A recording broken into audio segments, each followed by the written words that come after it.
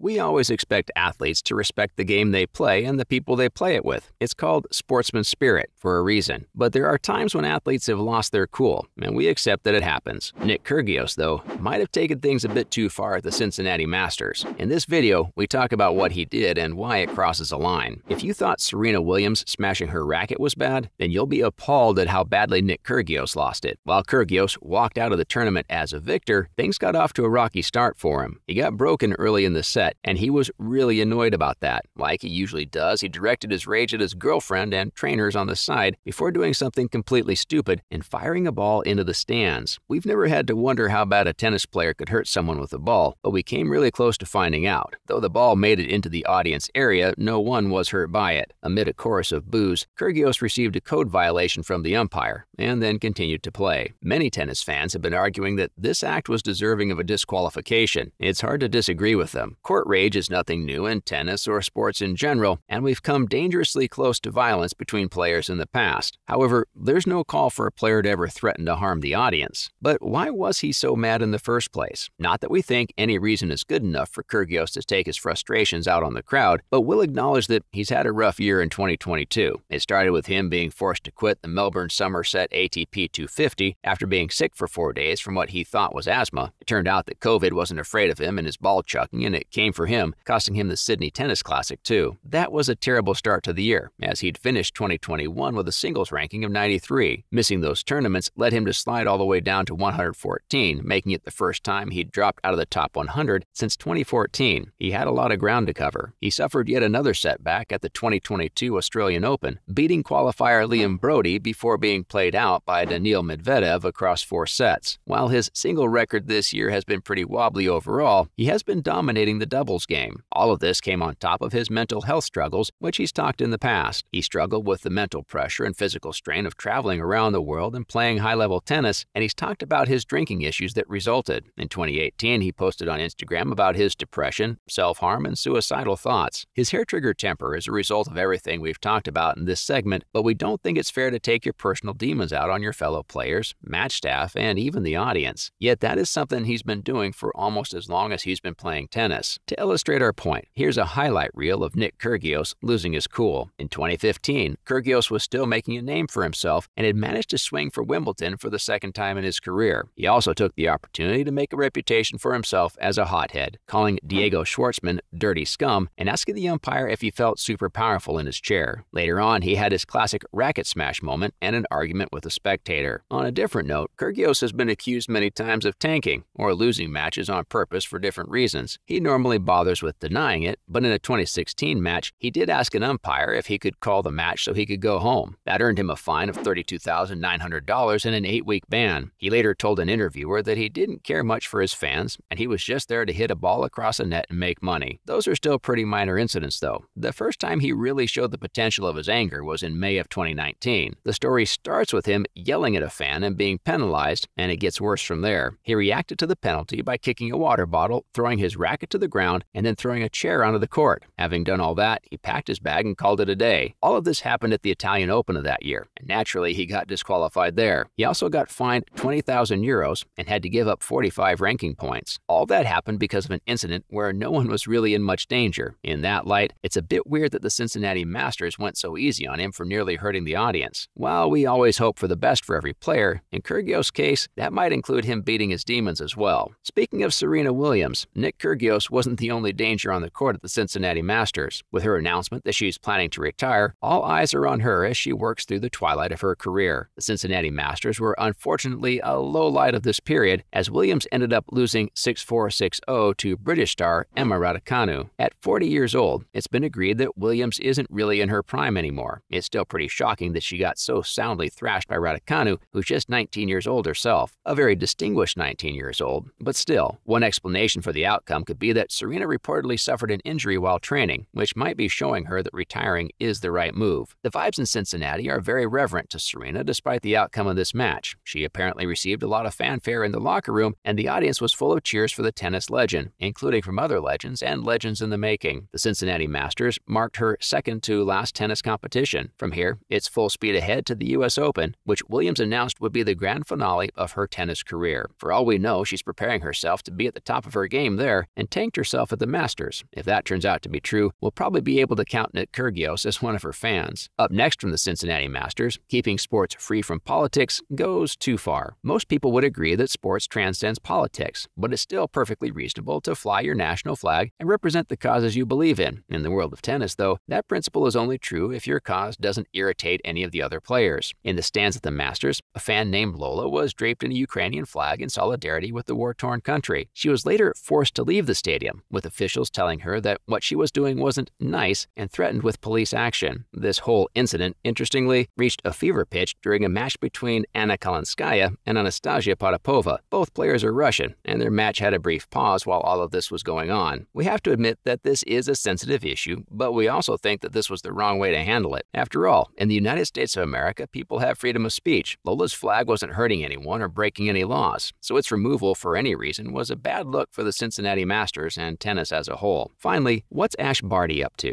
It's been a few months since Barty retired from tennis, and we've had some time to grieve the loss. But Barty isn't resting on her laurels, as she's taken up a job with the Australian company Optus. If you're not from Australia, you might be wondering what this telecom-sounding company is. Well, it actually is a telecom company, one of the major ones in Australia. She isn't strapping on her utility belt to come and service telephone poles, though. Her job title is Chief of Inspiration, and we'll see her feature in content initiatives, employee engagement, and community campaigns. In other words, she's pretty much going to be a celebrity face and name for their promo and training material. We can't blame Barty for taking an easy paycheck after years of sacrificing her body and life to the game of tennis. After all that she's done to inspire and entertain tennis fans, she's definitely owed an easy retirement. While we doubt Optus was her post-career dream, she has been living out a few of those. She's finally tied the knot with her long-term beau, Gary Kissick. She's writing a memoir and has published children's books, and she's doing charity work for Indigenous communities in Australia. She even got to play golf in the Icon series. It sure looks like she's made it, and she doesn't have to make it anymore. That's it for today's video. What do you think of Nick Kyrgios? Do his angry outbursts and lack of ethics keep you from being a fan, or do you focus on his many achievements? Let us know in the comment section below, and don't forget to like, share, and subscribe.